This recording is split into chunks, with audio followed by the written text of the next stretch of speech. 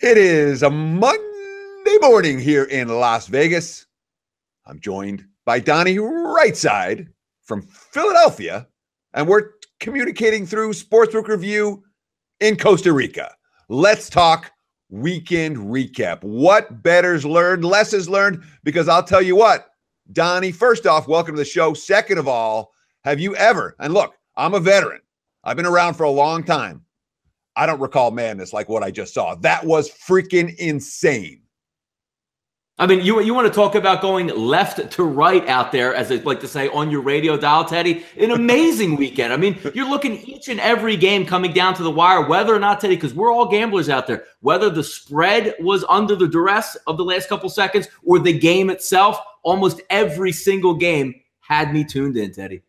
Oh, yeah, and that's the truth of it. When you're talking about March Madness and true March Madness, it's not about the straight up winners. Straight up winners is for your bracket guys. That's for your square Joes and your office pools. From a point spread perspective, this weekend was absolutely insane. The level of stress, the level of pressure, the number of games that came down to one key shot, missed, foul at the end. You know, we say lines are tight. Boy, this last weekend just proved it. No, it was amazing because, I mean, throughout the college basketball season, Ted, as you see, most of these lines are going to come out the night before those games. But now all of a sudden you get the bracket, host on Sunday night, and those lines are coming out as the show is coming out. So not only you have Monday, Tuesday, Wednesday, and Thursday for those lines to get sharper and sharper as the weekend goes. Kudos to Las Vegas, because a lot of times we all joke about like, oh, man, there's some inside information. They must have known. It looked like it this weekend, Teddy. Awesome week, especially coming down to the spreads in the majority of these games. Well, the thing that cracks me up, okay, let me make this clear, all right? The sports books are not feeding bad information to the mainstream media or the media guys to try to get loaded up action on one side or the other. The sports books are happy to talk about the action that they're actually getting. They're like wild conspiracies out there that the sports books are in cahoots with, who knows whoever. But everyone's in cahoots with one another. They're all ganging up against the bettors. Sportsbooks had a pretty good weekend here in Vegas. I'm sure they did offshore because the underdogs came through. That's not because the sportsbooks were in cahoots with anybody. And people say, all right, hey, this is the truth of it. Donnie, did you get kickbacks from offshore sportsbooks? I do not get kickbacks from offshore sportsbooks to give out bad information or any information at all in that respect, Teddy. No, we are not in cahoots, my man. Yeah, me neither. Okay. And look, we have two great sponsors for this show and other shows at Sports. We're talking about Intertops and we're talking about Bet Online, reputable sports books that have been around a long time that I have no problem saying, if you're interested in an offshore account, check out one of these places, check out both of these places. That being said, I'm not getting my check from them. I'm not getting any money from them when bettors lose. The goal of a show is to give out good info. Man, what's with the conspiracies? There's the conspiracies in the NCAA tournament too, man. Everyone's going nuts with the conspiracy theories. Yeah, exactly. Especially with the TV executives right now, Teddy. I always like to shoot out, a little bit of sarcasm there on Twitter and talk to a couple of people saying, boy, they're not happy. And you saw Texas A&M yesterday running on the North Carolina Tar Heels, and you're saying any minute now they're going to get a call to that bat phone there, Teddy, down right by where the officials look at the monitor and say, you better start evening this game now because we need the Tar Heels in the Final Four. It just doesn't work that way. Okay, so our goal is lessons learned. Let's start with my number one lesson learned for the weekend, and that is a number 16 seed can beat a number 1 seed. And they can do it in blowout fashion. 0 for 135 going into the weekend, but lo and behold, it wasn't even a contest. Virginia gets blown off the floor by Maryland, Baltimore County, the first ever number 16 seed beat a number 1, and it wasn't even close. What's the lesson we learned from that one, Donnie?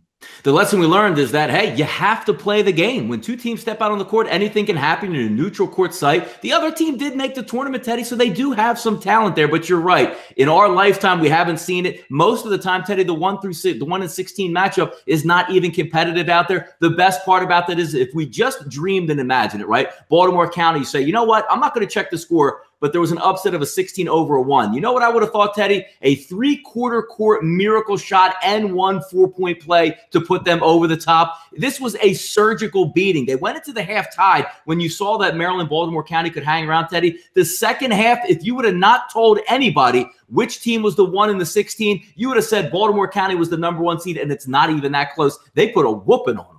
Yeah, exactly. I mean, like, they were the better team, no ifs, ands, or buts about it. Baltimore County, the Retrievers, with the single biggest upset in NCAA tournament history. Now, I did a live pod with Clay Travis from Fox Sports on Friday night, and he asked me before, obviously, Virginia against Maryland, Baltimore County, and he said, let's get an over on. No, it wasn't Friday night. It was Wednesday. Excuse me. He said, let me get an over-under on when a number 16 seed is going to beat a 1 seed. He said 10 years. I said, no, that's short. I make the number 19 and a half years before a 16 seed beats a 1 seed. It lasted 2 days. That's how long it took. So much for me making a bad number. Let's talk about some of the beats. I mean, when we talk about lessons learned. Yeah. In my mind, the number 1 lesson learned this weekend is, by God, please get the best of the number. Get the best of the number. If you're betting bad numbers, those hooks matter. Those hooks matter a ton, whether it's side, whether it's total, whether it's in-game, whether it's pre-game, whether it's halftime. Half points matter. Points matter. When you're betting into bad lines, you're going to get slapped around, especially with how many pushes did we see this weekend? How many bad beats or crazy finishes? An infinite number, it felt like, Donnie. It really did. No, it did. And especially if you look at maybe another lesson learned is try to stay away from the Kansas lines, because if you watch the first one versus Penn, Teddy's, you probably did. Coming down late into the game, Penn had multiple shots at 3-point range under 10 seconds to go, rattle them in and out. They get the cover in that game. And then if you fast forward back to the last Kansas game that they played versus Seton Hall, what an unbelievable beat that was. A running 3-pointer at the gun, which nobody cares on the sidelines. They shake his head coaches. But if you watch some of the screenshots from Las Vegas Sportsbooks Live, it was ballistic. There is no better matchup than, hey, you're up 7 or 8 points. Nobody cares. You know who cares? The point guard running down there, unabated, nobody around him. Can he make the open 3? It's great theater, Teddy. I love it. Yeah, Carrington, had 3 threes in the last 30 seconds of that ball game. Jeez, man. And I thank him for that. He will be on my Christmas card list in 2018. Lessons learned. All right, in-game wagering has to be a piece of your equation. All right. In-game bets that I had. I mean, the one that I loaded up on Ohio State. When they fell down 15-0 at Gonzaga, I found a plus 11.5 in-game, and I popped that. I'm like, Ohio State's coming back. But when you talk about comebacks and in-games and the opportunity to get teams at good prices, the Nevada Wolfpack paid some people yesterday. They sure did, with a comeback that was mathematically far more unlikely than the Patriots' comeback over the Falcons in the Super Bowl in 2017. That's how unlikely that win was from a mathematical standpoint.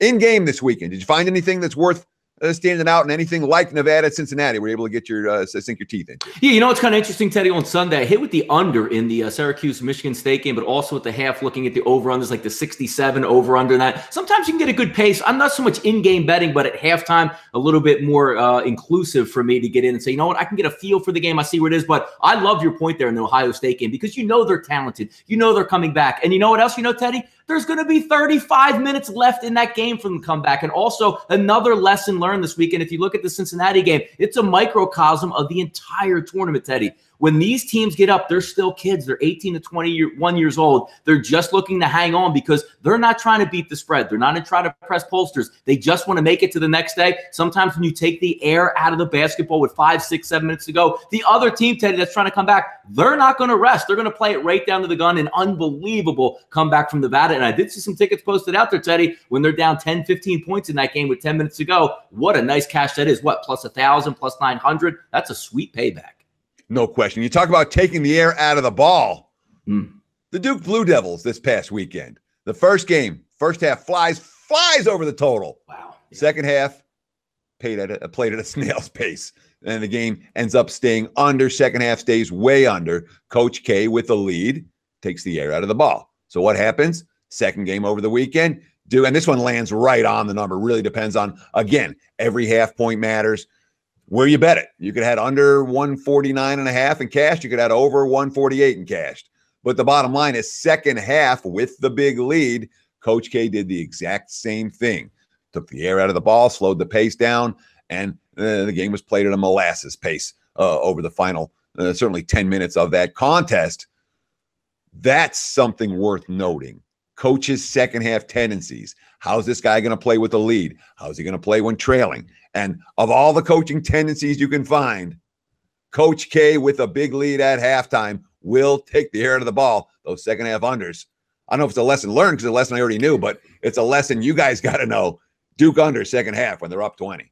Also, Teddy, if we play off of the over-unders, the trend that was coming in early in the tournament and factored in all the way through the 4 days was the under in the first halves of games. Team just in a new environment, a little bit of nerves. Again, you like to play off. These aren't professionals, 29, 30, 31 years old, been there, done that before. Sometimes this is their first go-around in those type of environments. Also, Teddy, another lesson learned, sometimes mid-season, we're looking at some of these games. I mean, Lipscomb plays at an unbelievable pace, matched up with Carolina. The pace was great the entire game, but you're looking at that 164, 165, 166, which is already hard to get there. Great pace, and you're right, comes crashing down to a halt at the end of the game. Now, late Lipscomb 3 gives them the close in getting the point spread, but obviously with these bigger numbers, you're right, taking the air out of the ball late. Those higher numbers, 160s, and those lower 160s, those are having a tough time coming in. But at other games, talking about taking the air out of the ball again, Teddy, let's talk about those Syracuse Orangemen. Talk about taking the air out of the ball in their first 2 games. My goodness.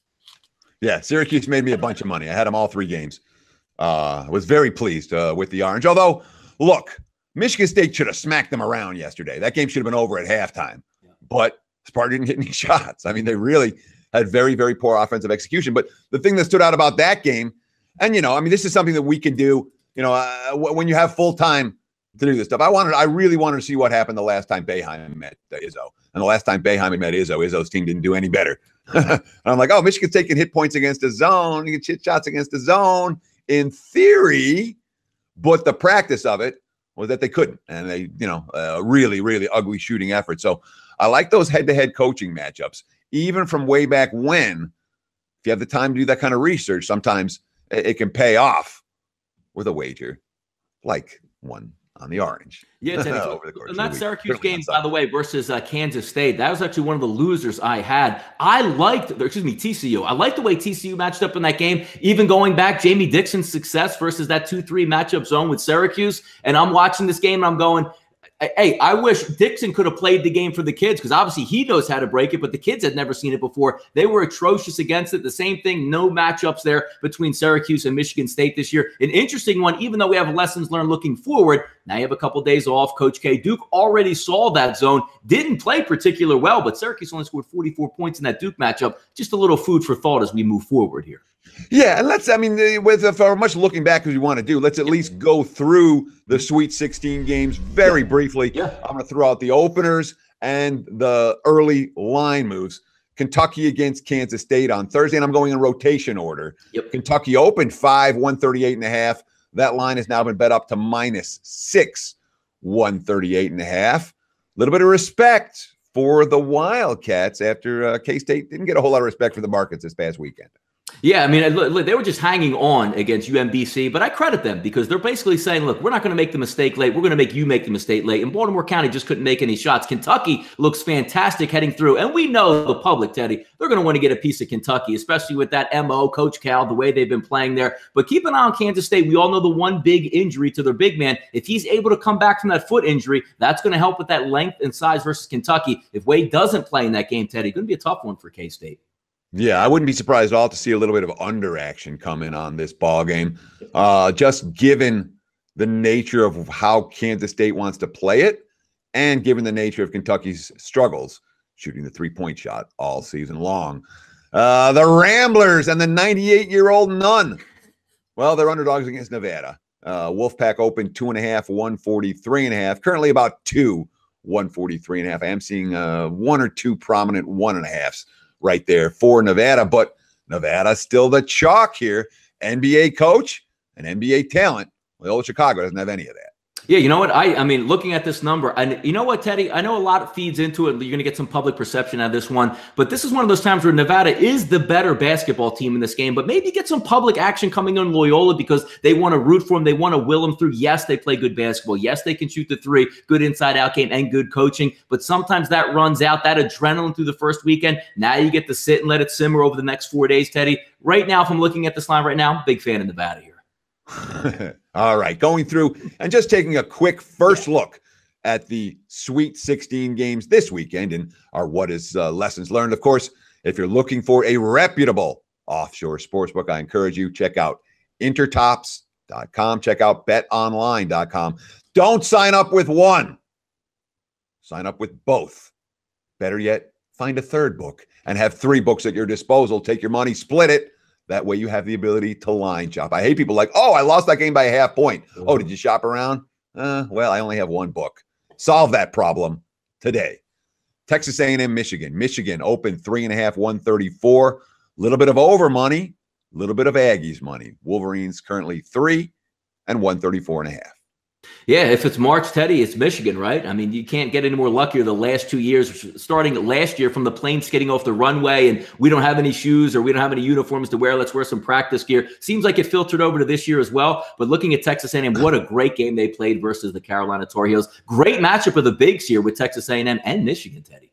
Yeah, I feel like the Wolverines did not bring their A game last weekend. They're primed to play better than they did. I don't know if the Aggies going to play a whole lot better than they played yesterday. Florida State and Gonzaga. Another one where we've seen the favorite take a little bit of money. The Zags open 5, 155. Currently, mostly 5.5s out there. A couple of prominent books have 6 up there, but let's call it 5.5, 154 with the Zags over the upstart Seminoles, who've pulled off a couple of impressive victories so far here in the tournament. Yeah, no, they looked very impressive last night. I mean, down for the majority of the game versus Xavier, but as we've seen time and time again, one team struggles, blew it in the last 2 minutes of that game, turned the ball over twice in key situations. And credit Florida State, Teddy, for taking advantage of those. I like the way Gonzaga has looked here. They had that tough test round 1. They played fairly well against Ohio State, holding on to that game. Didn't cover the line, do that late 3-pointer, but still look good no less. Just seems like a lot of points. Whenever you hit that trigger point for me, Teddy, 5.5, 6, 6.5, I'm looking more at the team getting the points here because obviously at this stage, 2 top 20 programs coming in here. Gonzaga good, yes, but I think Florida State can hang around here. Yeah, I was really impressed with how the Zags responded after Ohio State punched him in the mouth in the second half. Yep. Zags made all the plays down the stretch, although they did get a couple of calls in their favor as well. Talking with Donnie RightSide here, I'm Teddy Covers. It is, of course, Monday morning. We're doing lessons learned from what happened this past weekend and a quick look ahead for the Sweet 16 games this weekend. We're sponsored by BetOnline. We're sponsored by Intertops. We're hosted by SportsbookReview.com. Friday, West Virginia and Villanova. Right now, the Wildcats opened 5.5, 153. Currently, 5.5, 154, even a 155 popping up at a leading indicator shop. Looks like the early money here is on the over. Yeah, how about that one, Teddy? West Virginia last night, and I know a lot of people looked at that line, you included, most people in Las Vegas, and you say when you look initially, boy, that's a lot of points laying 13 to a Marshall team that can really score it. When you see how that game played out, a blow-up by West Virginia, that is one of the grittiest teams you're going to find in the NCAA action. But a great matchup with Villanova, Teddy. Guard play at a premium in this one. We'll see who's going to be able to pull through. If you're looking again at the over-under numbers in that mid-150s range, seems doable in that. But with these two teams, good guard play, I might see a little bit slower tempo here. Maybe slow it down. Might lean towards the under in this one, Teddy. Yeah, I'm a little bit surprised that, right now Penny's got the highest total out there. So the leading indicator shops are saying expect over money on this one. If you like the over, I'd bet it's sooner rather than later. Purdue and Texas Tech, the Boilermakers survive the Isaac Haas injury. Now they have to take on the Red Raiders. Chris Beard has done about as impressive a coaching job as anybody in the country this year. I've been nothing but impressed with his ability to get his team prepared, his ability to adjust in game, and his ability to guide his team to tight victories. Red Raiders, they made me money, and they've impressed me. They're 1.5-point dogs to the Boilermakers. Total 137.5. Early money, light early money has come in on the under. Yeah, interesting. Obviously Isaac Haas missing the last game with the broken elbow. Got the little alert indicator, Teddy, in the morning and said, wait a second here. Isaac Haas might be playing in this ball game. I didn't think that was going to be true unless he played with some Gronkowski-type monstrosity on his elbow, which they said weren't able to clear it through the NCAA administration at that point. But looking at this one, Teddy, it's always interesting to me because I always feel like if you lose your best player, one of your best players, that next game, the other team still doesn't really know what to expect or how you're going to play on offense. Now there might be a little bit of an MO for Texas Tech. Great coaching job. They're gritty. They can shoot the three. They play really good defense. I'm interested to see, Teddy, how Purdue comes out now when everybody knows the big man's probably not going to be there and how they play. Sure. I have a vested interest in the Red Raiders side of that equation already.